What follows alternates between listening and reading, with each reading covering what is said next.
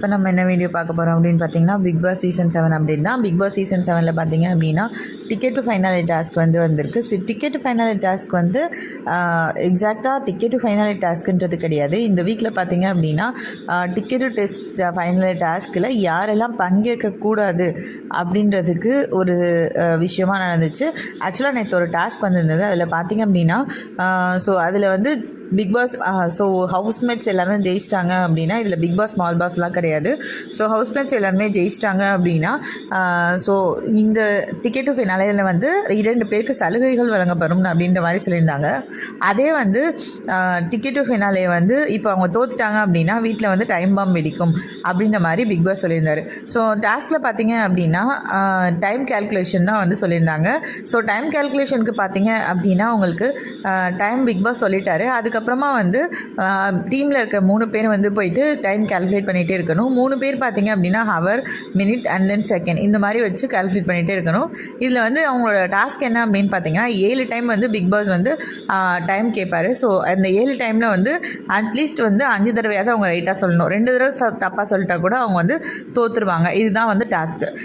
இதனால் பார்த்தீங்க அப்படின்னா இன்னொரு ஆப்ஷன் பிக் பாஸ் சொல்லியிருந்தார். லைஃப் லைன் யாரெல்லாம் யூஸ் பண்ணலாம் அப்படின்ற மாதிரி சொல்லியிருந்தார்.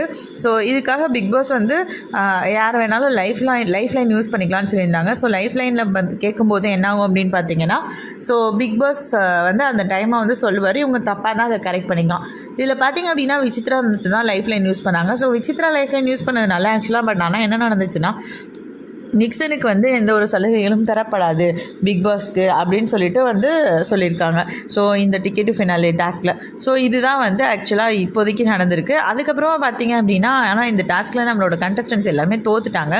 தோற்றதுக்கப்புறம் டைம் பாம் வெடிக்கும் அப்படின்ற மாதிரி பிக் பாஸ் சொல்லியிருந்தாரு. டைம் பாம் வெடிக்கும் அப்படின்னு சொன்னதுக்கப்புறம் என்னாச்சு அப்படின்னு பார்த்தீங்கன்னா இப்போ இந்த வீட்டில் இருக்க 2 பேர் டிக்கெட் டு ஃபினாலே டாஸ்கில் பங்கேற்க முடியாது.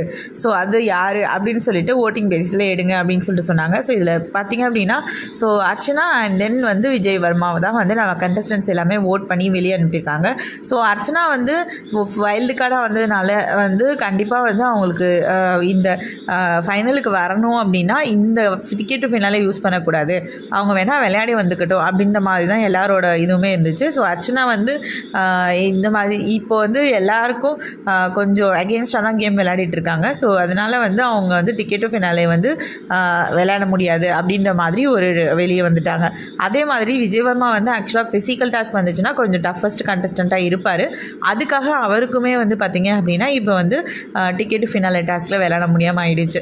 ஆக்சுவலாக பார்த்தீங்க அப்படின்னா இப்போ டிக்கெட் ஃபினாலே டாஸ்கில் 2 பேர் நம்மளுக்கு விளையாட முடியாது. யார் யார் அப்படின்னு பார்த்தீங்கன்னா அர்ச்சனாவும் விஜயவர்மாவும் தான். ஓகே ஃப்ரெண்ட்ஸ், இதை பற்றி உங்களோட அபிப்பிராயம் என்ன அப்படின்றத நீங்கள் எனக்கு கமெண்ட்ஸில் சொல்லுங்கள். உங்களுக்கு ஏதாவது தாட்ஸ் இருந்துச்சுன்னா அதை நீங்கள் கமெண்ட்ஸில் ஷேர் பண்ணுங்கள். தேங்க்ஸ் ஃபார் வாட்சிங். ஹலோ ஃப்ரெண்ட்ஸ், இப்போ நம்ம என்ன